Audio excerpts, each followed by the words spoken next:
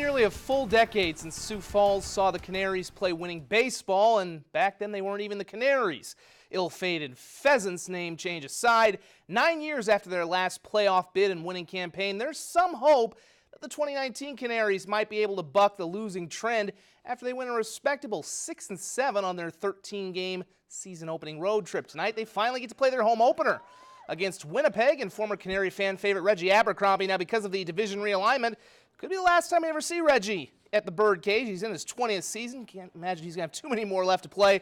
Check out this play. Spencer Herman walked the leadoff guy, but picks him off. Terrific move, and that gets the first out. A few batters later, Herman gets Willie Garcia swinging to end the frame. KG not exactly in midseason form. The Sioux Falls mascot, I think he forgot that there was supposed to be a game tonight. And eventually Winnipeg brought their bats. That's a solo shot for Kevin LaChance as the Gold Eyes built a 5-0 lead. Home half, Canary of the third. Canaries finally get on the board with a big crowd there. It was also fireworks night.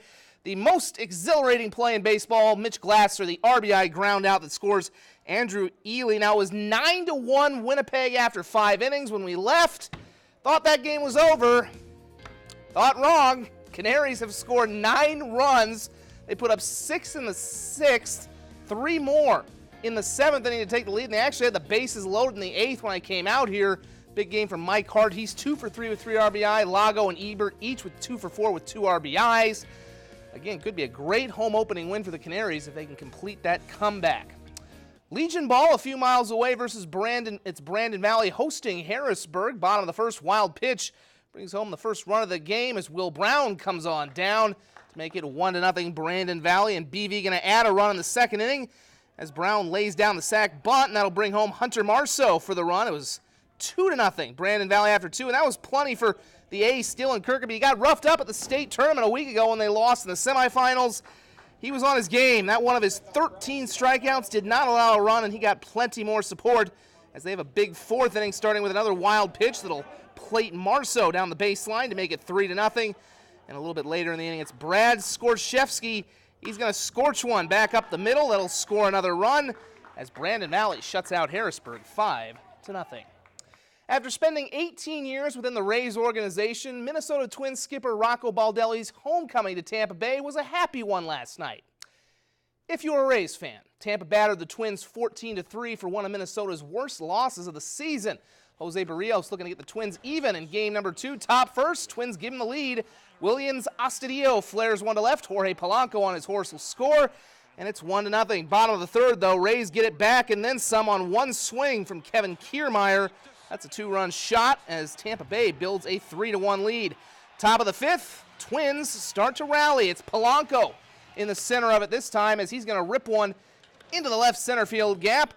That'll score the run easily as Jonathan Scope comes around from second base, and it's 3-2. Next up, La Tortuga, my spirit animal, the turtle, whatever you want to call him, Williams Astudillo. His second RBI single, second time Polanco scores. We're all tied up at 3. Stayed that way into the 9th. Bases loaded for Minnesota. You talk about perfect placement as Mr. Eddie Rosario cues that one down the line. 2 runs score, and that would be the difference in the game as the Twins even up the series. Their 38th win of the season, 5-3. While most of South Dakota's softball focus was on Augustana winning the Division II College World Series, a pair of natives were helping the University of Minnesota reach this Division I College World Series. Now, this time last year, Harrisburg alum Allie Linder and Rapid City Stevens alum Emma Burns were beginning their summer softball tournament circuit. Now, both are starters for a Gopher team that's 46-13 and qualified for the program's first College World Series. Linder has played in 49 games, starting 39, batting .209 with 3 home runs, while Burns has become the Gophers' primary catcher, starting 46 games and hitting .239 with 7 home runs and 20 driven in. They each actually batted back-to-back in yesterday's College World Series opener against UCLA, though they combined to go 0-4 in the Gophers' 7-2 loss to the second-seeded Bruins. Linder, Burns, and the rest of the Gophers look to avoid elimination tomorrow at 11 a.m. when they face Washington. We'll be right back in one moment.